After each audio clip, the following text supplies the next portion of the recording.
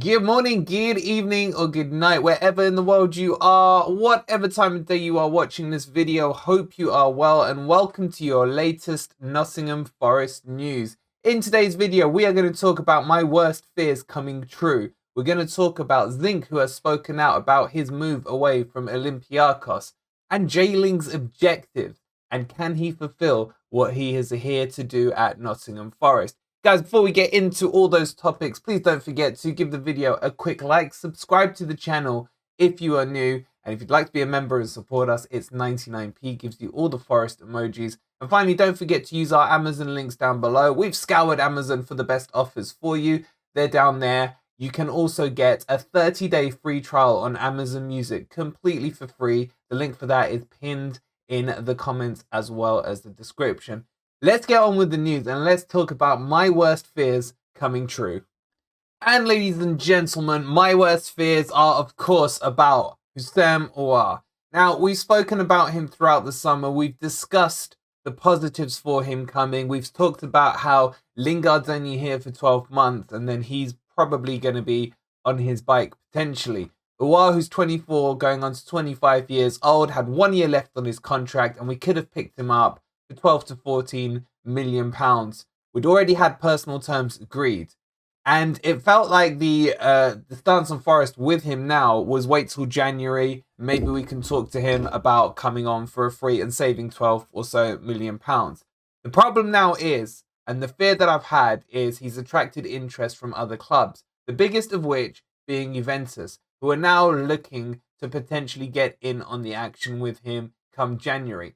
On top of that, the rumours are that Lyon are offering him a new contract, and there are smaller rumours saying that he will go and sign that. I have been extremely happy with most of the business done over the summer, but the missing out on Aouar, which we had personal terms agreed on, for me is a big, big mistake. The quality of footballer he is, the calibre he can bring, as I've said many times, just signing him alone and tying him down to a decent contract would have brought his market value up to at least 20-25 million. A good season in the Premier League, he's back into the 50 million pound territory 100%. Even if he flops, he's still worth around 20 million, and Forest have lost nothing. But now the attraction is going to start coming, and Lyon are going to push to sign him because they've lost Paqueta, they've lost a few other players as well. That midfield is looking very, very depleted. So it's in their best interest to keep him there, especially if he starts performing back to his best. And now, like I said, Juventus and some other clubs are fishing in the pond that should have been Forest alone. Look, we only had competition at the time from Crystal Palace and I think Leicester as well as Betis, but they were out of the equation due to financial fair play. Now it's looking less and less likely that this talent of a player will be joining Nottingham Forest, and we still do need him. Look, I've said what I need to about Jesse Lingard. We'll talk about him in a minute anyway in more details. But in terms of looking ahead down the line, next season, the season after, him and MG Dub, that sends shivers down my spine as well as fear into the opposition, 100%. But I don't think we're going to get him now, guys. This one's being put to bed. I've had my rants about it. My worst fears have been brought to light. Let me know, though, how you feel about the Aouar story. And let's move on to speak about Zinc. I'm just going to have a quick chat about Phillip Zinckernagel just because he's an ex-Forest player and I had nothing against him. But it's quite interesting what's happened to him in terms of the movement. As most of you probably already know, or maybe you don't, he was on loan to us from Watford. We then didn't look at buying him over the summer, and in the end, he went to Olympiacos for 2 million, which is actually a really good deal for the player that he is. Now, I don't think he's Premier League quality. At no stage have I wanted him to be fully signed at Forest, but I know a lot of you guys do actually like him, and this is an opinion-based subject. So, he's gone to Olympiacos. Now, they had a change in manager, and what's come out is the new manager who came in, the Huddersfield manager, so the destruction of Huddersfield has been completed by Marinakis. Hilarious. Anyway, he wasn't the one who was pushing for Zinc. It was the previous manager that wanted him and that Zinc had the arrangement with and the agreement and the motivation, should we say, to join Olympiacos.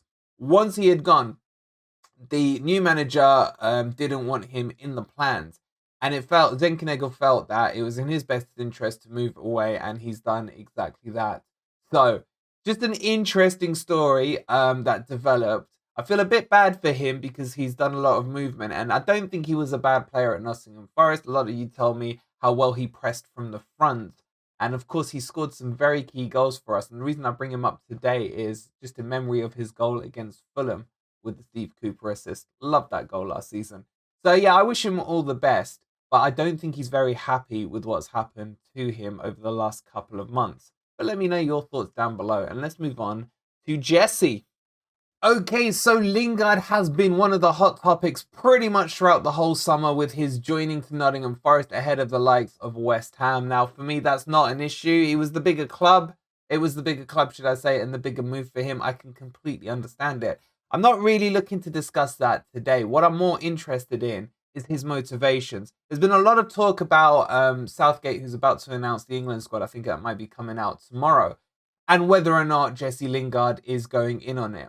Now, if he gets in or he doesn't, to be honest, I don't really care. My focus is obviously on Nottingham Forest. I just want to understand his motivations, because if he doesn't get into the squad, be it for the international break coming up, which I can't really see him getting into. I may be wrong. I don't think he's performed well enough to be worthy of a call-up. Does that then react to him in a way that he realizes he hasn't done enough on the pitch, and we see some better results post the international break with him trying extra hard to push into the World Cup squad? Or will it be too late for him? Will this squad that Southgate announced be really the nucleus and the shape of the team that he wants to take with him to the World Cup in end of November? Now, on top of that, that brings a negative connotation to the equation as well. What a cool word, connotation. Where did I pluck that one from? Anyway, what I want to understand is, if Lingard does not get into the England team, does his motivation level to play go from 100 to 0 like that overnight? And what does that mean for Forest with him for the rest of the season? Now, I would expect him to be professional enough to want to still put results out on the table. And if he doesn't make the England squad, his motivation now should be, what happens to me at the end of this season? We have an option to extend out by a year's contract that the club holds, but from his point of view, if he still wants to play at the highest level, even if it's not at Nottingham Forest, he has to perform this year to put himself at least in the shop window. And on current form, I hate to say it, but I don't think he's produced performances that are good enough or sustained enough to guarantee him that position. Now, he may still have options in terms of MLS, going to the Saudi League and things like that. But is that what he wants? Yes, he's in his 30s, but he's by no means, 38, 39, that kind of age. He's still very early into his 30s. And he's still, in this modern age, he still has a good few years left in him to play at a decent level, if not the highest level.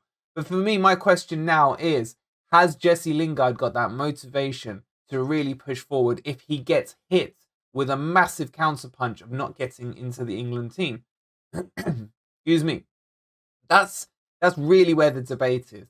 And for me, I don't think he's performed well enough at the start of the season to even guarantee him a first team name on the team sheet at the Forest team. I actually think he may be dropped for this Fulham match if Cooper does want to change things around. Because the other thing that's frustrated me about Lingard is his fitness. He still hasn't been able to get from 0 to 90 in a whole game yet this season. And there are fans still making the excuse for him that he is not fully match fit. My question is, how the hell long does it take to get match fit? He joined us mid-summer. He's had a couple of games in the preseason. I'll grant you it wasn't that many. But now we've had 6 games within the Premier League. We're coming up towards the middle of September. I would expect a player on his wages and his experience and his background to be fully match sharp and match fit and be more than able to get from 0 to 90. Now, he may be coming off not because of match fitness, but because of performance. And if that's the case, then I would question, why is he starting in the team? Now, I've got nothing against Lingard. I've got no vendettas against him. I want him to succeed at Forest. Why? Because it will really piss off the likes of TalkSport, West Ham, etc. But I have to call it out for what I'm seeing right now. His performances aren't worthy of starting, in my opinion, and nor are they definitely worthy of being called up at the international level. So Jesse, you've got to sharpen up, and we've got to see those performances that we saw at the likes of West Ham, where you had that loan period with them. Those are my thoughts on it. You guys may disagree, you may agree, it's entirely up to you, but as always, let me know in the comments down below. So that's the news on Forest today. There's a couple of things we'll be doing. So on Thursday, which is tomorrow, we'll have the Prem Predictor, hopefully in the evening. So make sure you got your notifications on, and we'll keep you posted on when that's going live. We also will have more build up towards the Fulham match. We will have the watch along for you on Friday as well from 7:30. So you guys aren't going to the City ground and want to be part of the atmosphere, come and join us. There is nothing more fun than the watch along. Well, there's nothing more fun, as long as Forest are winning, should I say, than the watch along. So make sure you are involved in that. Guys, before you go, if you would be kind enough to leave the video a quick like if you've enjoyed today's Forest news. Subscribe to the channel if you are new. Have those notifications on so you know when we are live. And if you are doing any shopping tonight on Amazon, please do use our links below. It's completely free for you to use, and it helps to support the channel, as Amazon will give us a little commission for guiding you towards them. Thanks for watching, and come on, you Reds!